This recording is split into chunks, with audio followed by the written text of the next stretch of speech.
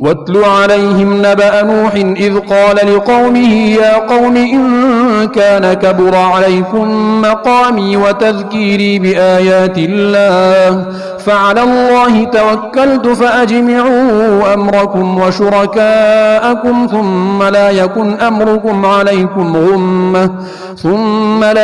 أمركم عليكم غمة ثم قضوا إلي ولا تنظرون فإن توليتم فما سألتكم من أجر إن أجري إلا على الله وأمرت أن أكون من المسلمين